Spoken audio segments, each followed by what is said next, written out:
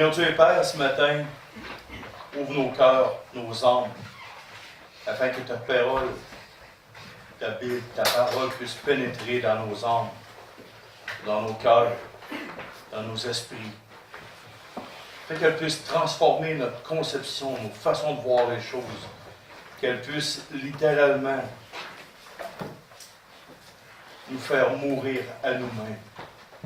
Afin que ta vérité, ta parole puisse faire partie intégrante de nos vies, de nos pensées, de nos êtres, jusqu'à notre mort, Seigneur Dieu. C'est au nom de ton Fils Jésus. Amen. Amen. Le message de ce matin ne sera pas un message d'encouragement. Ça ne sera pas un message qui va être tendre. Comme on dit au Québec, c'est un message qui va varloper. Si je dirais ce message-là dans certaines églises évangéliques, probablement que je me ferais rencontrer par le conseil après. Mais je crois que vous êtes assez mature. Et si j'avais un désir ce matin, si des fois on voit un génie apparaître dans les comiques ou les annonces, que on fait un vœu, deux vœux, trois vœux, j'en prendrais rien que cette prédication-là soit donnée à tout le monde un dimanche à travers le monde entier. Je sais que ça n'arrivera pas, mais pour ceux qui vont le voir sur Internet, ça va être le cas. C'est pas un message qui va toucher uniquement ici, mais c'est un message qui touche partout à cause de YouTube, les messages qui sont sur YouTube.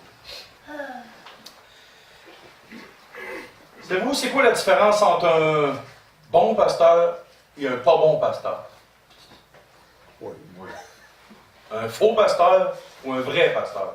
C'est comme un mercenaire et un berger. Exactement ça. Non, mais moi, si vous pourriez résumer en une phrase quelle est la caractéristique d'un bon pasteur, ça serait quoi? Vérité. Enseigne la vérité. Enseigne la vérité, oui. Qui aime le Seigneur comme lui-même. Oui. Moi, je vais vous en nommer une. La parole de Dieu fait partie intégrante de son cœur, de son âme, de sa vie, et il n'a pas peur de toute la dire au complet. Des fois, les pasteurs vont amener souvent des messages qui touchent le cœur, touchent l'âme. Mais des fois, il faut qu'ils amènent des messages qui tordent le cœur et tordent l'âme, pour faire comprendre, pour faire réaliser des choses à l'Église. Là, je vois plusieurs, il y a des faces qui crochissent un peu, mais c'est pas grave. C'est pas grave. Ça soigne. Ah oui, ça soigne. Oh.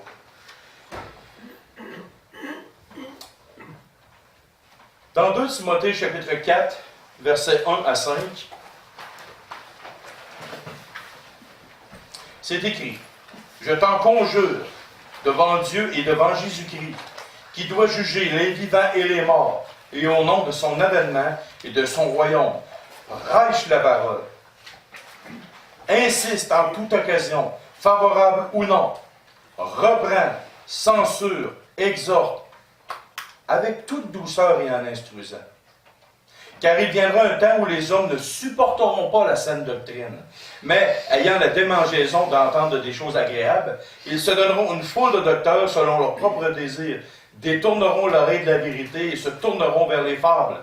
Mais toi, sois sobre en toutes choses, supporte les souffrances, fais l'œuvre d'un évangéliste, remplis bien ton ministère. » Il y a 3 mots qui sont collés côte à côte, et qui ne sont pas agréables pour une église. Quels sont-ils? C'est quoi ces 3 mots-là dans le texte? Reprend, censure, exhorte. Ce n'est pas des mots qui sont agréables. Mais des fois, les pasteurs, les bergers ou les anciens, il faut qu'ils interviennent dans une église locale. Et dans tout le monde entier. C'est pas juste ici, c'est pas juste ailleurs, c'est partout. Et dans Malachie, pour laisser de tourner, je vais y tourner. Malachie chapitre 2, versets 5 à 7. C'est écrit: « Mon alliance avec lui était une alliance de vie et de paix, ce que je lui accordais pour qu'il me craigne. Il a eu pour moi de la crainte, il a tremblé devant mon nom. La loi de la vérité était dans sa bouche, et l'iniquité ne s'est point trouvée sur ses lèvres. Il a marché avec moi dans la paix et dans la droiture, et il a détourné du mal beaucoup d'hommes. Car les lèvres du sacrificateur doivent garder la science, et c'est à sa bouche qu'on demande la loi, parce qu'il est un envoyé de l'Éternel des armées. Les véritables bergers, les véritables pasteurs parlent de leur cœur, parlent de leur âme. Qu'est-ce que vous pensez que ça va être le titre du message ce matin? Je vais vous le dire. Les responsabilités de l'Église envers leur pasteur. On a dans la parole de Dieu 5 passages qui parlent de l'obligation des pasteurs. On ne lira pas toutes lire ça parce que ça va être trop long. 1 Timothée chapitre 3, versets 1 à 7. 2 Timothée 2, versets 22 à 26. 1 Timothée 4, versets 11 à 16. Titre, chapitre 1, versets 5 à 9. Et 1 Pierre 5, 1 à 4. Quels sont ces critères que les pasteurs doivent avoir? Des critères de morale standard très élevés. Une conduite particulièrement séparée du mal. Des hommes qui doivent vraiment être proches de leur troupeau. Et c'est non négociable. Parce que dans 1 Timothée 3, verset 1 à 7, à 4 ou 5 reprises, si ma mémoire est bonne, c'est marqué « il faut ». Est-ce que c'est une obligation quand la parole de Dieu dit « il faut » ou c'est comme ça tente? Okay. Qu'est-ce qui arriverait si un pasteur manquerait régulièrement dans un de ces qualificatifs-là qui lui est demandé? Prenons exemple. Un pasteur, c'est marqué qu'il faut qu'il soit doué de patience. Pas juste patient, mais doué de patience. Aimeriez-vous avoir un pasteur très colérique? Style Martin Luther. Il y en a-tu qui ont lu la biographie de Martin Luther? André, tu l'as lu? Ben, oui, je l'ai vu dans plusieurs... sur YouTube, il y avait plusieurs émissions. Est-ce que Martin Luther était du style ouais, s'il vous plaît, pourriez-vous faire attention? Martin Luther frappait sur la tribune. C'était un peu vulgaire. Il était très virulent. Il ne mangeait pas ses mots. C'est un réformateur. Savez-vous quoi ça fait, un réformateur? Ça réforme. Et des fois, ça ne prend pas des mots très tendres. Pensez-vous que le Seigneur Jésus était toujours très tendre à l'endroit de ceux qui l'écoutaient? Pourtant, il agissait avec douceur. Quand on regarde dans Jean 6, 60 à 66, les disciples ont dit, cette parole que tu viens de nous dire là, c'est dur ce que tu viens de nous dire. Mais à partir de ce moment-là, Jean 6, 66, il y a plusieurs de ses disciples qui l'ont quitté, qui l'ont parti. Et il a posé la question aux 12 apôtres. Il dit, vous, est-ce que vous ne voulez pas partir? Puis il a dit, à qui avions-nous? Tu as les paroles de la vie éternelle. Qu'est-ce que je vais faire tout seul dehors? Rien.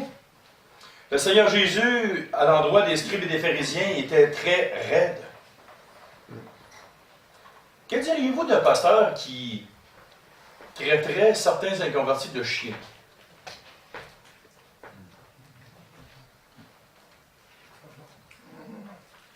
Pourtant, l'apôtre Paul l'a fait. L'apôtre Paul l'a fait. L'apôtre Paul serait disqualifié pour être pasteur dans plusieurs églises. Que diriez-vous si quelqu'un, un pasteur, dirait à un prêtre catholique ou à une autre personne d'une autre secte ou d'une religion, dirait « hypocrite, sépulcre blanchi ».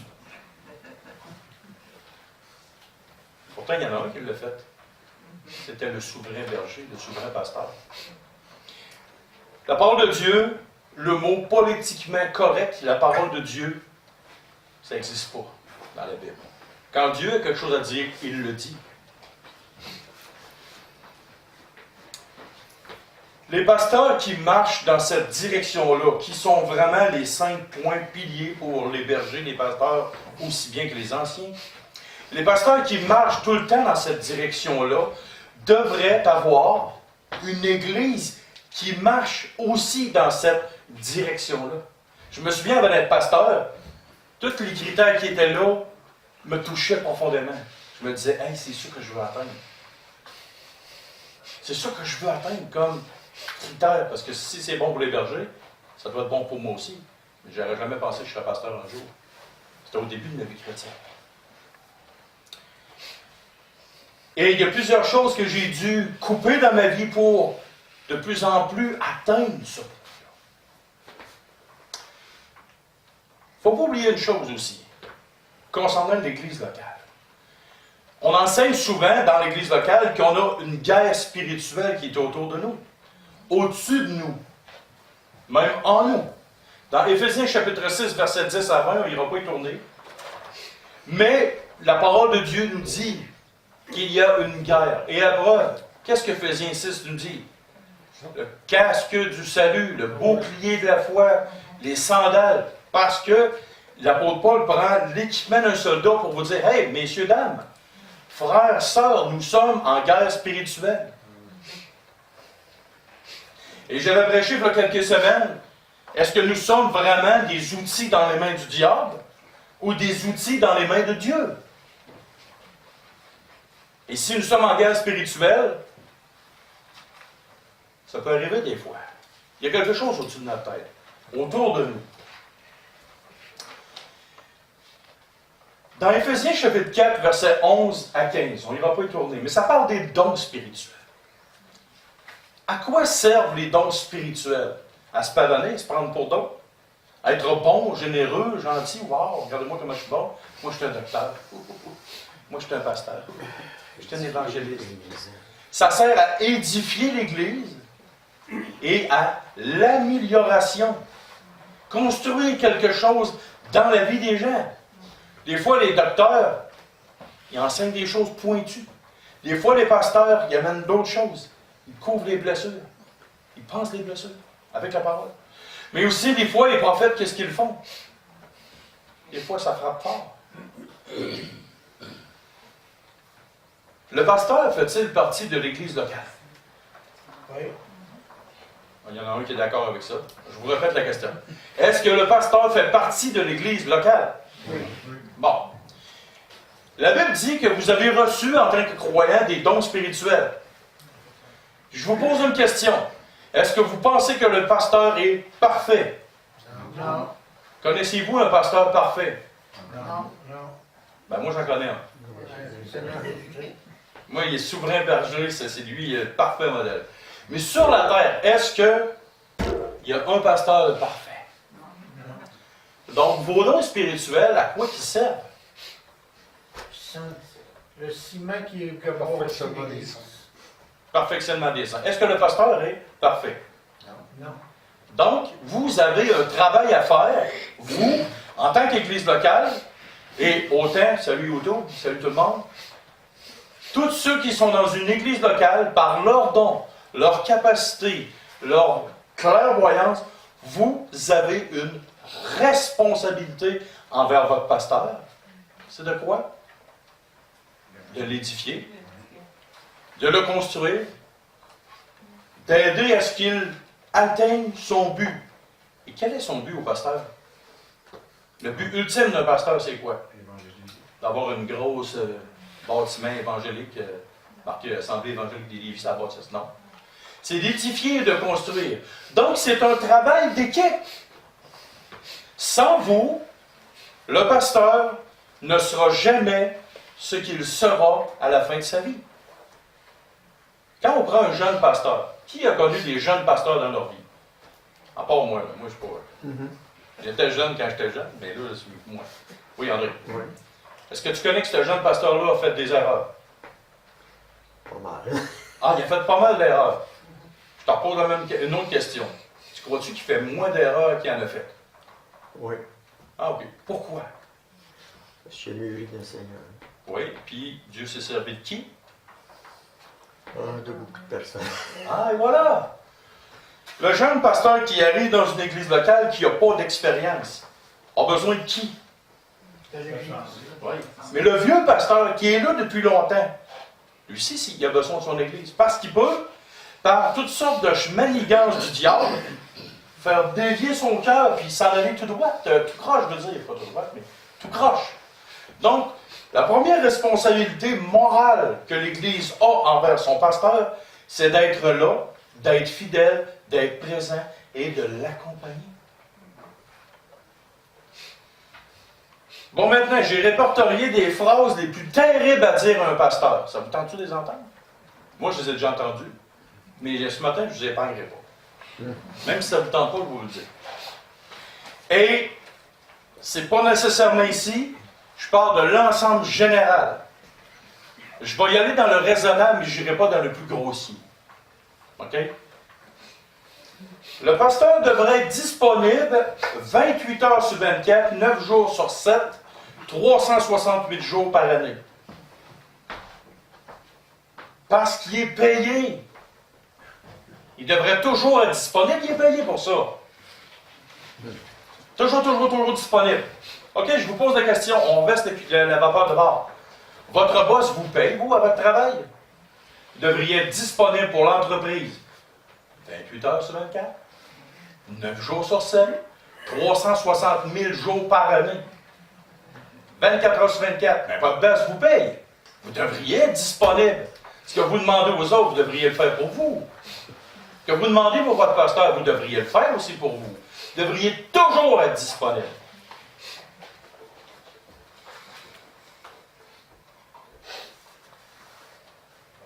Pensez-vous que Jésus était toujours disponible? On va aller voir qu'est-ce que Jésus vivait. Est-ce que Jésus a eu vraiment un corps d'homme? Oui. OK. On va tourner dans Matthieu 14, versets 22-23. Aussitôt après, il obligea les disciples à monter dans la barque et à passer avant lui de l'autre côté, pendant qu'il renverrait la foule. Quand il l'eut renvoyé, il monta sur la montagne pour prier à l'écart, et comme le soir était venu, il était là seul. Ah ben, Jésus était tout seul, comme un égoïste, avare de son temps, tout seul. Oui, Jésus a été tout seul, et pas rien qu'à une reprise. Plusieurs fois. On voit dans les Écritures que Christ montait et il priait seul le matin. L'autre texte dans Marc chapitre 4, versets 35 à 39. Vas-y, Gilbert. Ce même jour, sur le soir, Jésus leur dit, « Passons sur l'autre bord. » Après avoir renvoyé la foule, ils l'amenèrent dans la barque où il se trouvait. Il y avait aussi d'autres barques avec lui. Il s'éleva un grand tourbillon et les flots se jetaient dans la barque, au point qu'elle se remplissait déjà. Et lui dormait à la poupe sur un coussin. Ils le réveillèrent et lui dirent, « Maître, ne t'inquiètes-tu pas que nous périssions? » S'étant réveillé, il menaça le vent et dit à la mer, « Silence, tais-toi. » Et le vent cessa et il y eut un grand calme. Hey, il y avait une situation d'urgence. Les disciples étaient à côté, une méga tempête, les gens pensaient mourir, et Christ dormait. Combien d'hommes dans le monde entier, de femmes, de jeunes, des moins jeunes, dans toutes les églises locales, qui ont appelé le pasteur pour des moindres petites choses, en pleine nuit, la fin de semaine, le 8e jour de la semaine. C'est pas à cause qu'il y a une urgence nationale que vous êtes obligé absolument d'appeler un pasteur. Même dans une situation d'urgence, Christ dormait. Ah, mais t'as pas son affaire. T'as pas disponible. Et le dernier texte, dans Jean chapitre 4, verset 6. Là se trouvait le puits de Jacob. Jésus, fatigué du voyage, était assis au bord du puits. C'était environ la 6e heure. Et sur l'heure du midi, Jésus était fatigué. La sieste.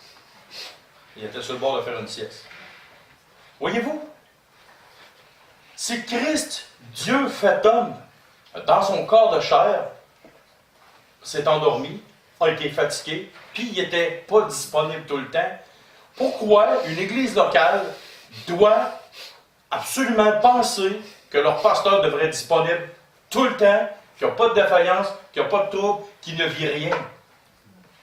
Le pasteur n'est pas toujours disposé à vous rencontrer.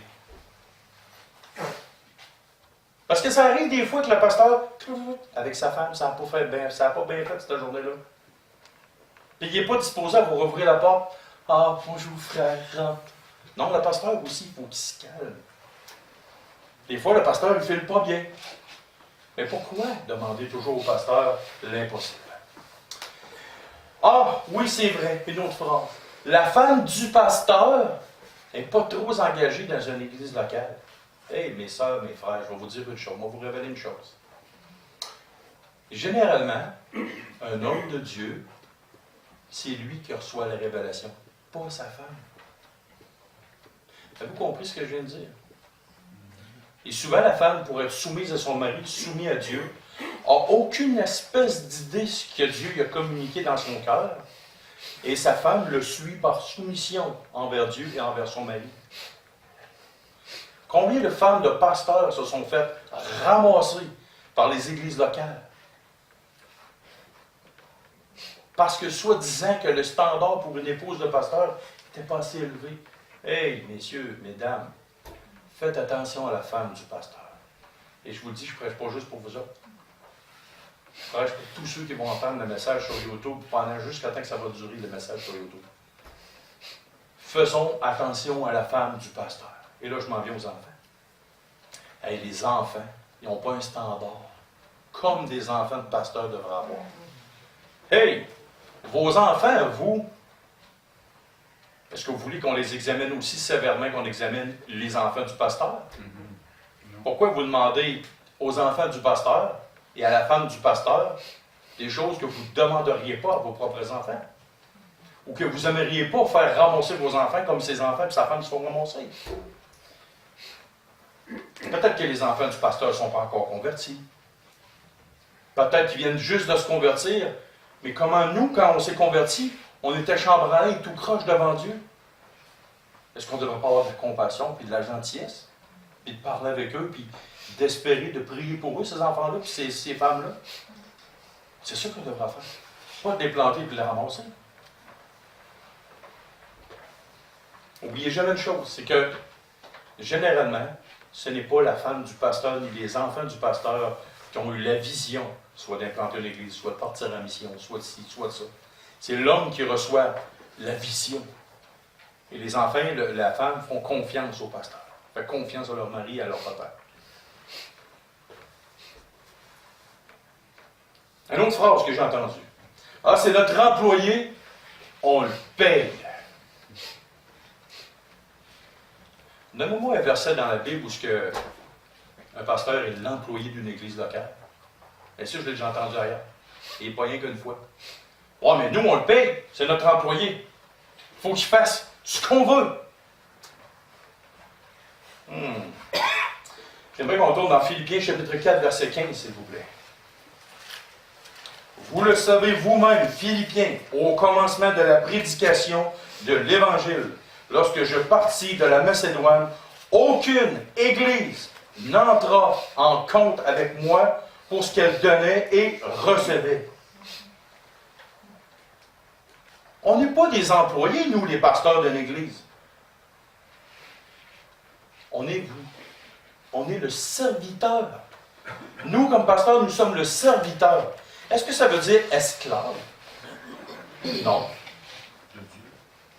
Esclave de Dieu, point final. Ça, c'est vrai, c'est une vraie réponse.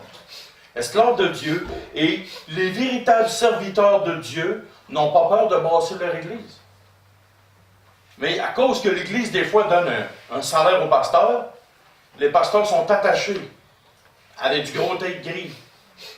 Invisible, mais ils sont attachés pas à peu près. Les pasteurs ne peuvent pas dire toute la vérité. Il y a même des pasteurs qu'il faut que leur message soit prêt d'avance pour donner au conseil ce que les pasteurs doivent dire d'avance. Et ça, je l'ai vu, c'est hyper triste. La première personne à qui nous allons rendre compte en tant que pasteur, c'est Christ. Jamais à aucun autre. Malheureusement, dans le monde, il y a tellement de bergers qui sont pris à cause du salaire. Ils sont pris parce qu'ils ne peuvent pas dire tout le conseil de Dieu. Malheureusement.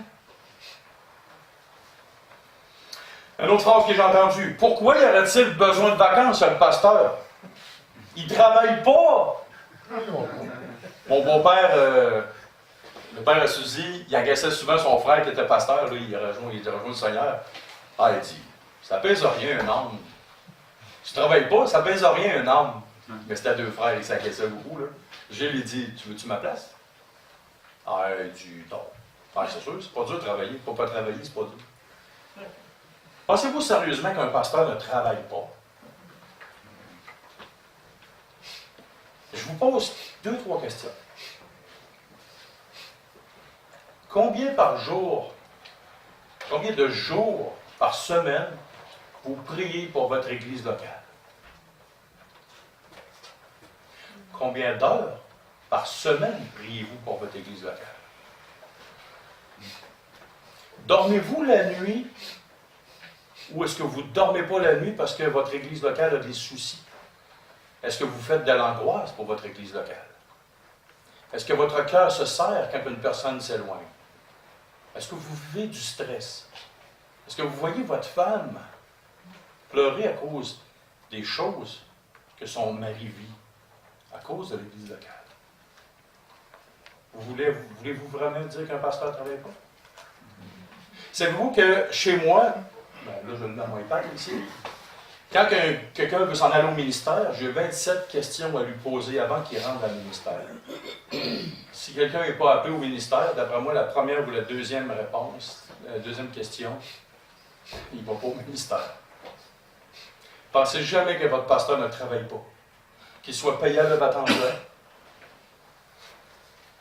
Ben, s'il travaille manuellement comme moi, mais même s'il ne travaille pas et qu'il est rémunéré à le temps plein, dites-vous une chose. Le pasteur travaille énormément. Son travail n'est pas manuel. Son travail est plus à l'intérieur de lui et avec sa bouche.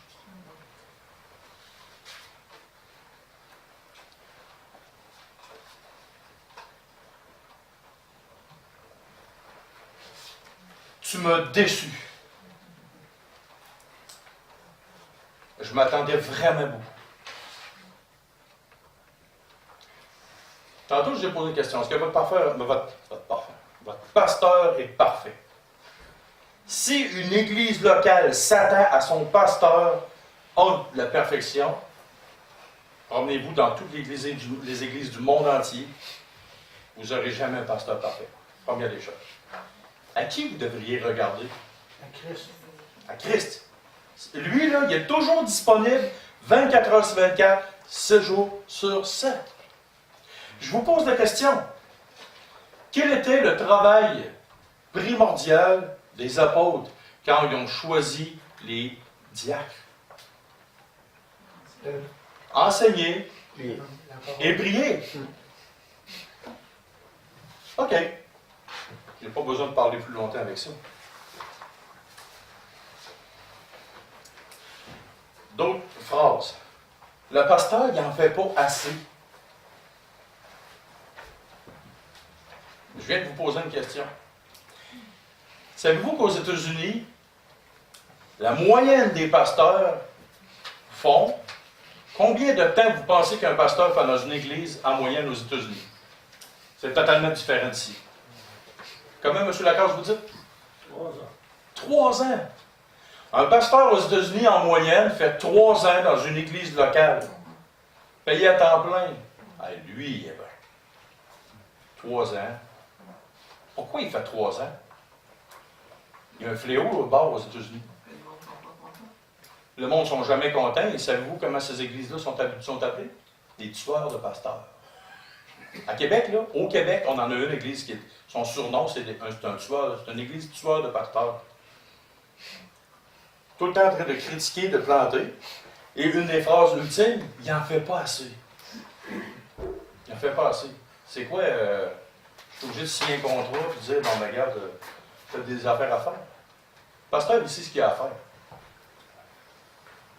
Pasteur, je parle d'un bon pasteur. D'un pasteur qui est vraiment authentique, qui est vraiment intègre, selon la parole de Dieu. Une Église ne devrait jamais, jamais, jamais mettre une charge morale ou financière, un poids, un fardeau sur la tête de son pasteur. Parce que l'Église ne peut pas voir toute la gravité de cet acte-là. C'est grave de faire ça. Une autre chose que j'ai vue en masse, et ça ne concerne pas l'Église locale, mais plus restreint proche de lui, c'est la femme du pasteur et les enfants du pasteur qui passent le temps à critiquer le père et le mari. Combien de fois j'ai entendu d'histoires de femmes qui ont planté aller-retour leur mari, qui était pasteur? Combien de fois? Merci Seigneur, ma femme n'est pas comme ça. Je remercie le Seigneur comme ça. Je remercie beaucoup mes deux filles aussi. Tu sais, les gens viennent dans une église locale, ils posent la question, « Ouais, c'est quoi les services que vous offrez pour les jeunes, l'école du dimanche? Donnez-nous votre programme. » Tous les implanteurs du monde, là, les implanteurs d'église qui ont commencé avec zéro, là, les enfants des pasteurs, quel programme d'école du dimanche y avait-il? Quels amis y avait-il? Ces enfants-là ont souffert énormément par rapport à la vision que Dieu avait communiquée à leur cœur. Moi, je sais ce que mes filles ont vécu.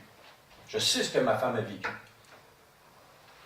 Ma femme, plusieurs fois, à cause de la pression, m'a dit, « Hey, pourquoi tu ne lâcherais pas tout ça, James?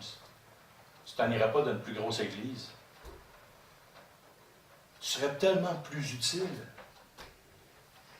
Tu as un salaire, tu serais là va-t'en. » Cette phrase-là, là, si vous saviez le nombre de pasteurs qui l'ont entendue dans leur vie, là, je ne les connais pas toutes, mais cette phrase-là que j'ai eue, je l'ai entendue.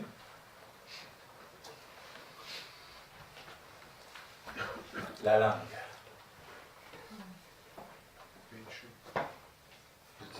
Combien de fois vous pensez... On va tourner dans Exode chapitre 17, versets 1 à 17. Exode chapitre 17, versets 1 à 17. Verset 1 à 10. On ne lira pas tout au complet, mais c'est 1 à 7. Il y a un trou dans mon chiffre. On va le lire. Toute l'assemblée des enfants d'Israël partirent du désert de Sin selon les marches que l'Éternel leur avait ordonnées. Et ils campèrent à Réphidim, où le peuple ne trouva point d'eau à boire. Alors le peuple chercha querelle à Moïse. Et ils dirent, donnez-nous de l'eau à boire. Moïse leur répondit, pourquoi me cherchez-vous querelle? Pourquoi tentez-vous l'Éternel? Le peuple était là, pressé par la soif, et murmurait contre Moïse, et il disait, pourquoi nous as-tu fait monter hors d'Égypte pour nous faire mourir de soif, moi, mes enfants et mes troupeaux? Moïse cria à l'Éternel en disant, que ferai-je à ce peuple encore un peu, et ils me lapideront? L'Éternel dit à Moïse, passe devant le peuple, et prends avec toi les anciens d'Israël. Prends aussi dans ta main, ta verge avec laquelle tu as frappé le fleuve, et marche. Voici, je me tiendrai devant toi sur le rocher d'Horeb. Tu frapperas le rocher, et il en sortira de l'eau. Et le peuple boira. Et Moïse fit ainsi. On continue. Combien de fois les pasteurs dans les églises locales, les gens ont utilisé leur langue et ont été des super de bons outils dans les mains du diable pour critiquer et planter les pasteurs. Qui a envoyé Moïse dans le désert? Dieu. OK. Qui transmettait les informations de Dieu au peuple d'Israël? Oui. OK. Si un jour, mon patron me dit, James, fais ça, et qu'un autre employé vient me voir et me critique, puis là, il me ramasse puis qu'il me plante, qui critique-t-il en réalité? Le boss. Critique le boss. Le véritable berger, le véritable pasteur qui conduit son Église dans une direction X, l'Esprit de Dieu lui parle dans son cœur, dans son âme. et conduit les brebis, conduit les gens. Et combien de fois vous pensez que Moïse, en 40 ans dans le désert, s'est fait planter pour ce que Dieu lui avait demandé? On ne compte plus ça.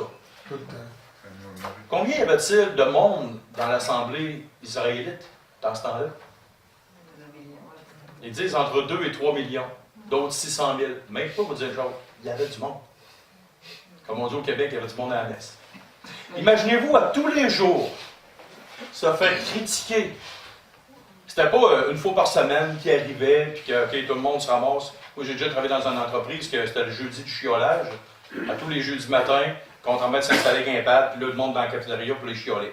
C'était pas de même avec Moïse. C'est pas de même avec les pasteurs. C'est régulier, c'est constant. Et la parole de Dieu nous dit dans Jacques chapitre 3, verset 1 à 18 que une petite étincelle fait quoi? Ça fait juste mettre le feu. Ça l'embrase des forêts complètes. Des fois, tu es dans le bois, tu as un petit bouchon, un fond de bouteille qui traîne dans le bois. Le soleil plombe, ça prend pas de temps. Il y a un petit rayon qui se fait, un petit fou. Et là, il y a des forêts complètes qui sont embrasées. Parce qu'il y a eu un petit bouchon, un petit fond de bouteille qui est resté à traîner dans le fond. La moindre petite chose, la moindre petite parole qui est dite peut faire énormément, soit de bien, ou énormément, soit de mal au pasteur.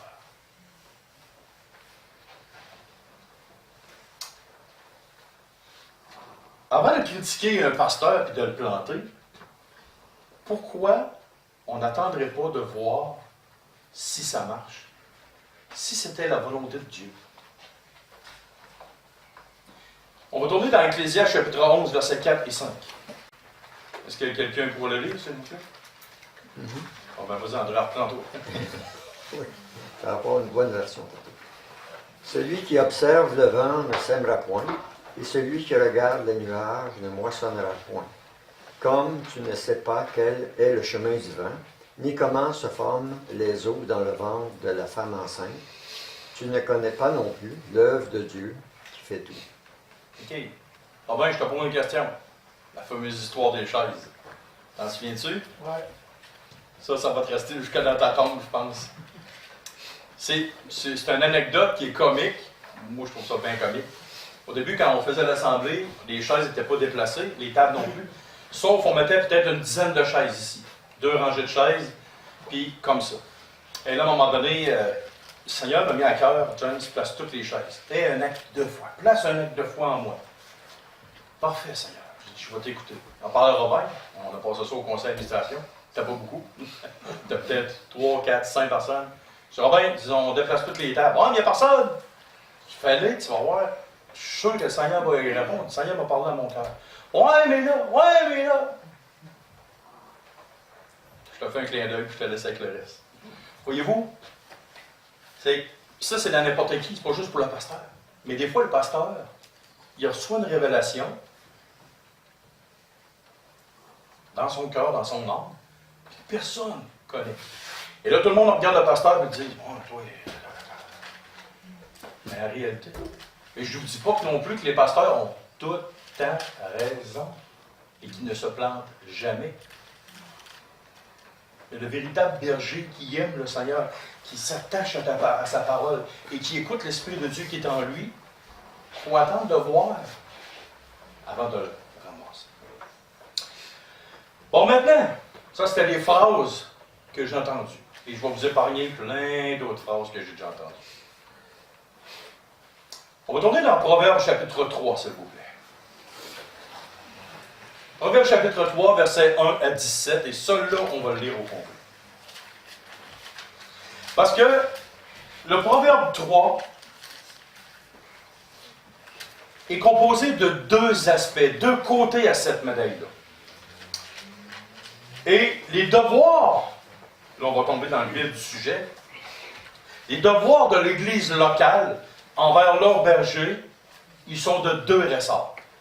Ils sont du côté moral, spirituel et tout ce qui est à l'intérieur de vous. Et l'autre côté sont de devoirs financiers.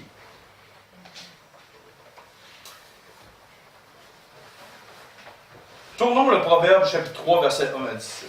Mon fils, n'oublie pas mes enseignements et que ton cœur garde mes préceptes, car ils prolongeront les jours et les années de ta vie, et ils augmenteront ta paix. Que la bonté et la fidélité ne t'abandonnent pas. Lis-les à ton cou, écris-les sur la table de ton cœur. Tu acquerras ainsi de la grâce et une raison saine aux yeux de Dieu et des hommes. Confie-toi en l'Éternel de tout ton cœur et ne t'appuie pas sur ta sagesse. Reconnais-le dans toutes tes voies et il aplanira tes sentiers. Ne sois point sage à tes propres yeux. Crains l'Éternel et détourne-toi du mal. Ce sera la santé pour tes muscles et un rafraîchissement pour tes os. On arrête ça pour l'instant. L'Église locale, en tant qu'unité, en tant qu'un tout, devrait littéralement s'arrêter et méditer là-dessus. De faire confiance totale et absolue à Dieu. De ne pas s'appuyer sur leurs propres raisonnements, leur propre sagesse, leurs propres pensées, mais se tourner toujours vers Dieu. Et là, on continue. Verset 9. Honore l'Éternel avec tes biens et avec les prémices de tout ton revenu. Alors tes greniers seront remplis d'abondance et tes cuves regorgeront de mou. Oh! Qu'est-ce que ça veut dire?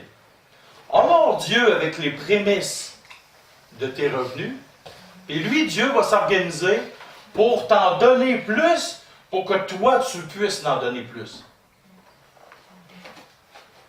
Si tu donnes rien de tes revenus à Dieu, ou des miettes et des restants, pose-toi pas la question, pourquoi que tu en arraches? Dieu t'a fait une promesse, et ça ne s'adresse pas à une église, ça ne s'adresse pas à un peuple en tant que tel, c'est une promesse qui est universelle. Honore l'Éternel avec tes prémices et premiers revenus de ce que tu as, et Dieu va, pour toi, pour ta famille, te donner ce qu'il faut pour que tu puisses donner encore à Dieu. C'est une roue. Tantôt de faire ça, mais c'est une roue pour l'avoir mieux. Autrement dit, inquiète-toi pas. Inquiète-toi pas. Dieu va pourvoir que tu puisses en donner. As-tu manqué quelque chose aujourd'hui? Hier? La semaine passée? Pourquoi tu t'inquiètes? La première des choses, je vais vous dire, est-ce que l'argent est à vous? Non. Dieu dit, l'argent est à moi. L'or et l'argent est à moi. Et tout ce que la terre renferme. Puis si, mettons que tu n'as jamais voulu rien donner, tu as tout gardé pour toi, tu es mal pris, quand tu vas mourir, tu n'auras plus rien. Ça va t'avoir donné quoi? Tu n'auras pas investi à la bonne place.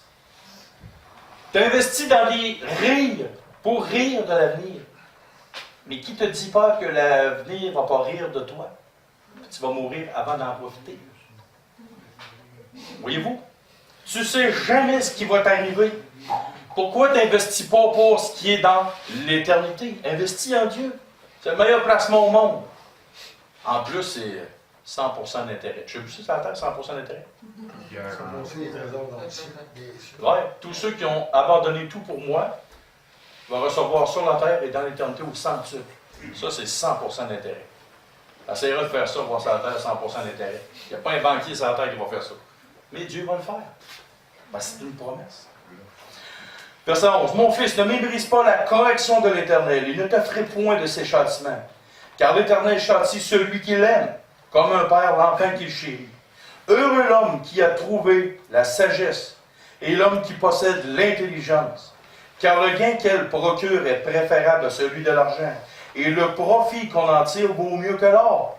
Elle est plus précieuse que les perles, elle a plus de valeur que tous les objets de prix. Dans sa droite est une longue vie, dans sa gauche la richesse et la gloire.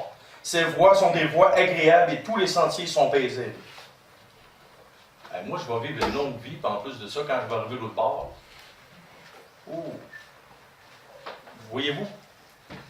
Je suis riche, je n'ai juste pas pris possession de mon héritage. Pas encore. Visuellement, aux yeux des gens, je suis pauvre. Et c'est vrai. OK? Mais je peux vous dire une chose, je suis très riche à comparer d'autres personnes sur Terre. Fait que j'ai une voiture, j'ai de la nourriture 3 fois par jour, j'ai des vêtements, puis j'ai une petite cabane, une petite maison. Il y en a sur la Terre qui n'ont pas ça. Ils vivent dans la rue, même en Amérique du Nord. Fait que voyez-vous. Maintenant, si on retourne dans Exode chapitre 17, versets 8 à 14.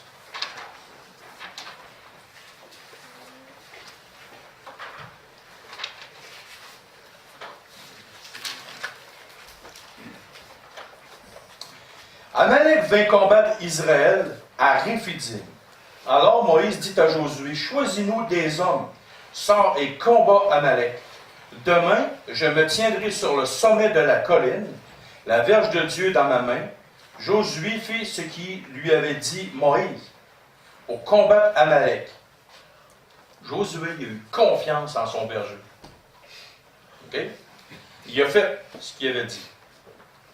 Et Moïse, Aaron et Hur montèrent au sommet de la colline.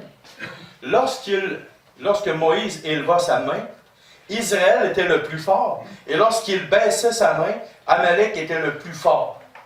Les mains de Moïse étant fatiguées, ils prirent une pierre qu'ils placèrent sur lui, et il s'assit dessus. Aaron et Hur soutenaient ses mains, l'un d'un côté, l'autre de l'autre, et ses mains restèrent fermes jusqu'au coucher du soleil.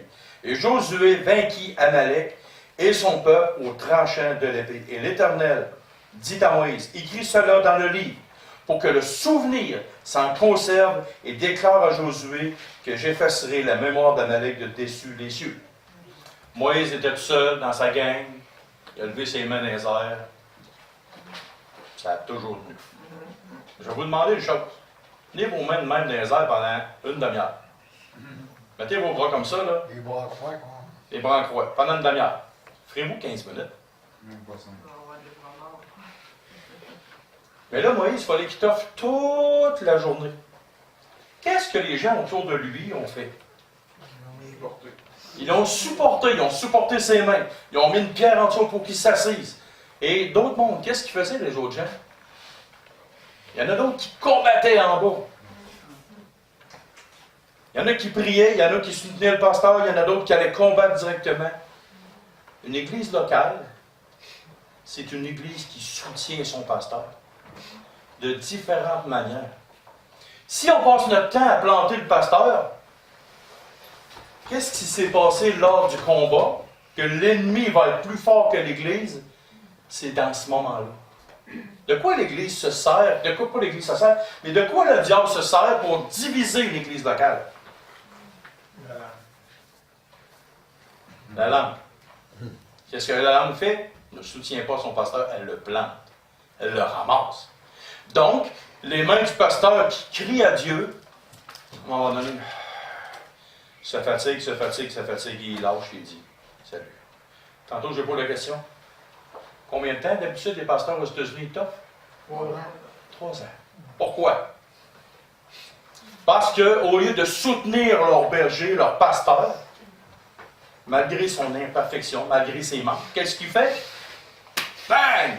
Et ils sont de valeureux guerriers dans les mains du diable.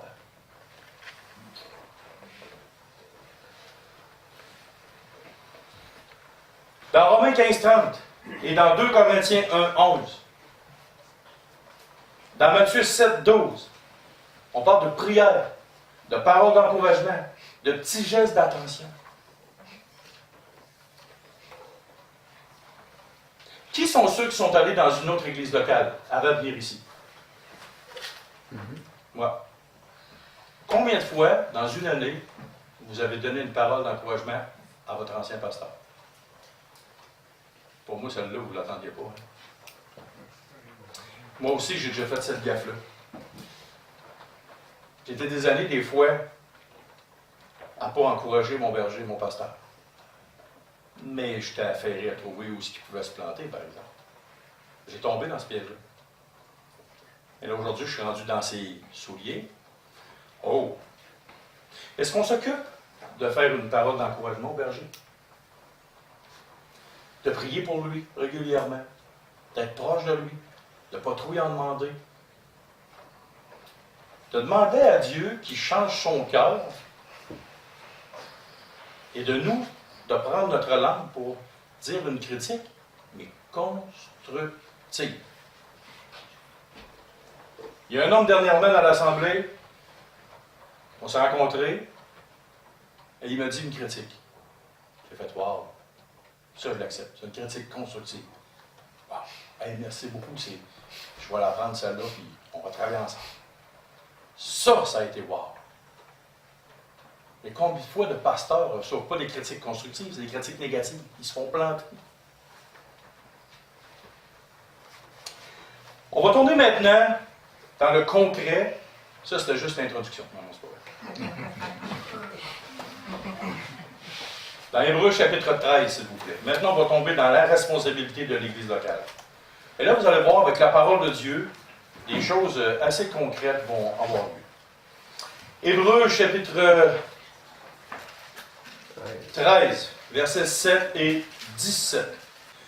Souvenez-vous de vos conducteurs qui vous ont annoncé la parole de Dieu. Considérez quelle a été la fin de leur vie et imitez leur foi.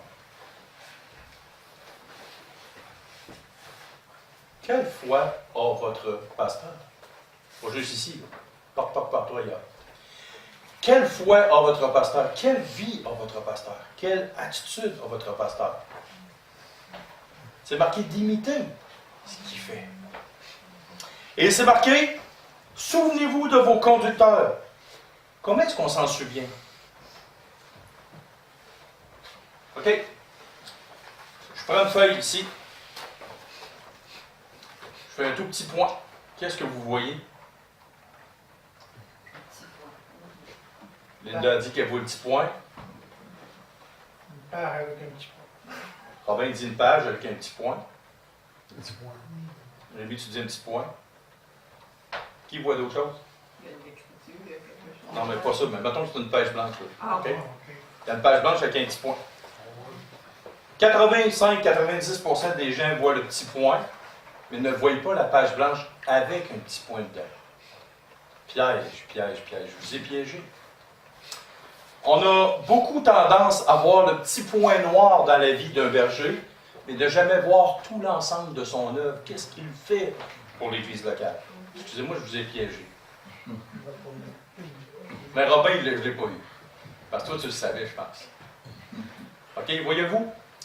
On peut, nous, regarder chaque petit accroc dans la vie d'un pasteur, mais on peut regarder aussi son œuvre et de choisir qu'est-ce qu'on va faire avec ça.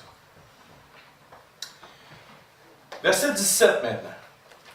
Obéissez à vos conducteurs et ayez pour eux de la déférence, car ils veillent sur vos âmes, dont ils devront rendre compte, et qu'il en soit ainsi afin qu'ils le fassent avec joie et non en gémissant, ce qui lui serait d'aucun avantage. Wow! Obéissez. Qu'est-ce que l'obéissance?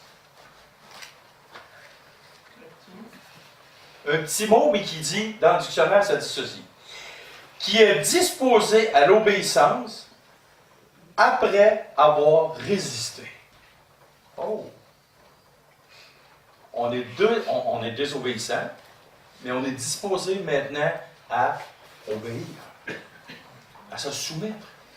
Et la parole de Dieu dit, obéissez à vos conducteurs, si ça vous tente, si ça fait votre affaire. Non. La Bible dit clairement, littéralement, d'obéir aux conducteurs. Prends un exemple. M. Lacasse est ancien. M. Lacasse dit quelque chose à un frère ou à une sœur.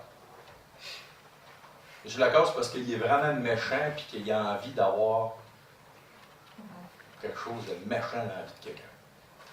Pensez-vous que c'est le cas? Pourquoi vous pensez que la Bible dit aux enfants, enfants, obéissez en toutes choses à vos parents? À moins d'avoir des parents timbrés, là, la Bible s'adresse à des parents qui sont équilibrés.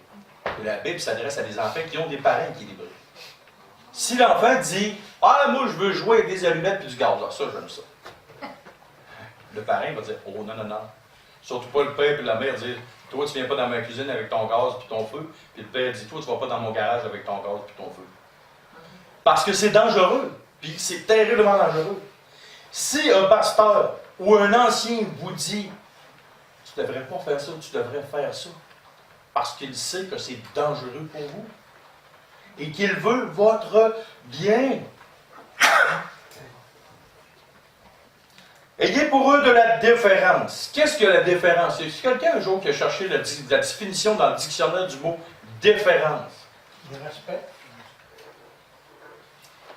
T'es proche, Robin. Respect qui porte à se conformer à la volonté, Soumission.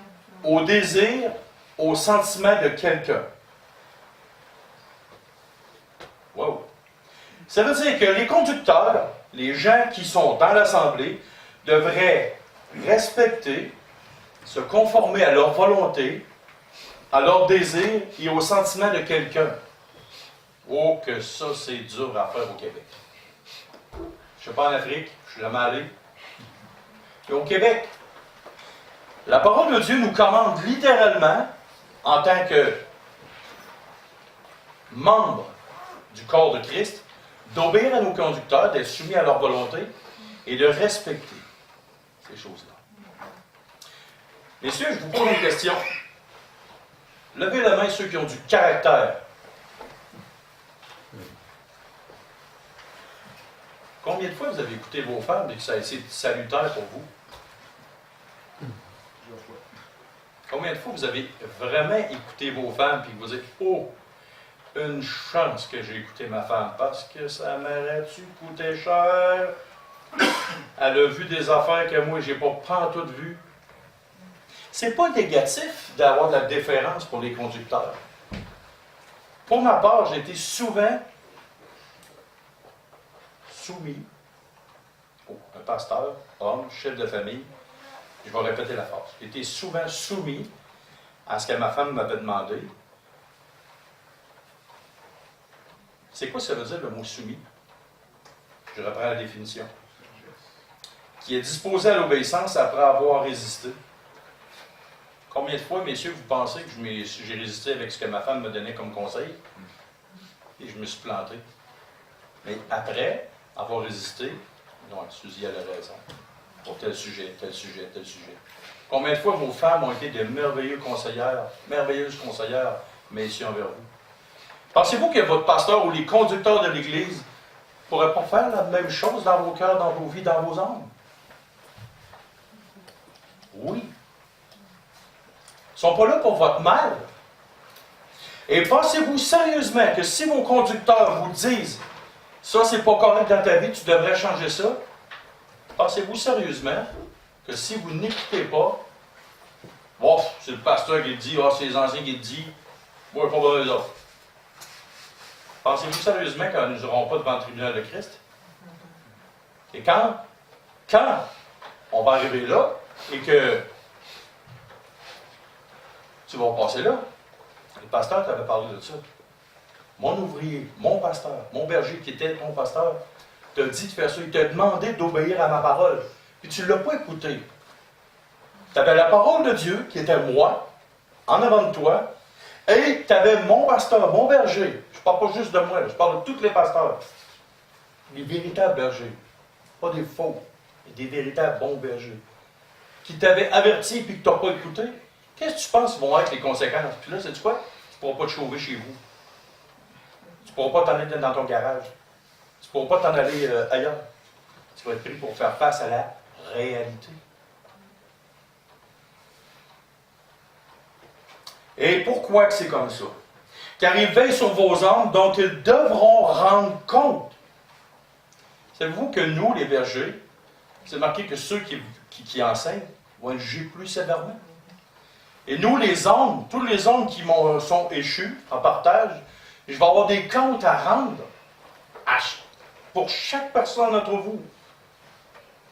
Présent, passé ou futur, jusqu'à temps quand je vais mourir. Donc, à ma femme, il était pasteur, une grosse partie de sa vie. Lui, il a des comptes à rendre pour son administration dans l'église locale. Et qu'il en soit ainsi afin qu'il le fasse avec joie et non en gémissant, ce qui vous serait d'aucun avantage. Imaginez-vous ça avoir un pasteur toujours frustré, toujours enragé, toujours stressé, puis ça ne serait pas avantageux pour une église locale d'avoir un pasteur comme ça. Mais si vous avez un pasteur qui est dans la joie, comme moi je considère ici, dans notre assemblée à Lévis, que j'ai une très bonne église locale. Mais je peux vous dire une chose, c'est que je connais d'autres pasteurs que je ne voudrais pas leur place. Vraiment pas. Je ne voudrais pas leur place, mais même pas pour un salaire à temps plein, même pas pour... Demain matin, tu me dirais, je vais donner 1 million par année pour être pasteur dans cette église-là. Non, non. Je vais travailler encore, puis je vais faire mes affaires, puis je vais être ici avec vous autres. Parce que ça ne m'intéresse pas. Okay? Parce qu'il y en a qui ils mangent, on va dire en bon québécois, il y en a qui mangent le bas ailleurs. Puis ils se font ramasser, puis partent de pain. OK. On va tourner dans... Aujourd'hui, le matelas. Ah. Bon. On va arrêter ici. Je vais faire une deuxième partie, ce qui est quand même midi moins 10. Je vais poursuivre dans cette veine-là. Et là, on fait juste commencer par le respect. Et après ça, on va tomber dans l'aspect financier.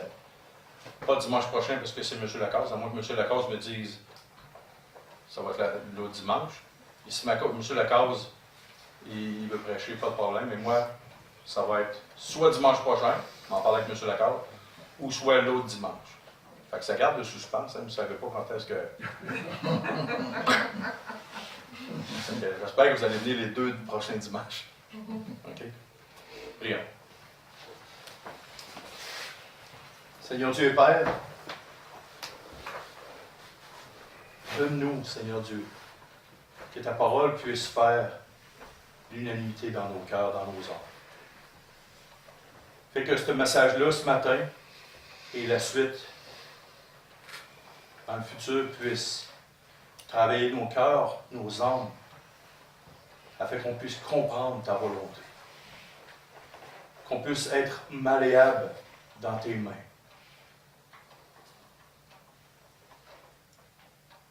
La parole de Dieu nous dit que d'être soumis les uns les autres.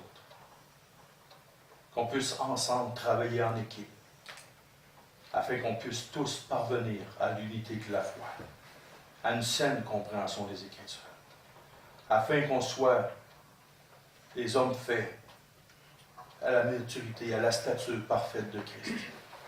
Alors donne-nous de travailler ensemble en équipe, comme du temps de Moïse, où les gens, chacun à leur place, chacun à leur endroit, travaillaient avec Moïse. Et Moïse travaillait avec eux, afin de tous ensemble, d'arriver en terre de Canaan, Seigneur. Merci, bon Papa dans le ciel, de toutes ces bonnes choses que tu nous accordes tous les jours de nos vies. Merci pour les exhortations. Merci pour les serrages de vis. On en a besoin, Seigneur. Laissons-nous ton Fils compris. Amen.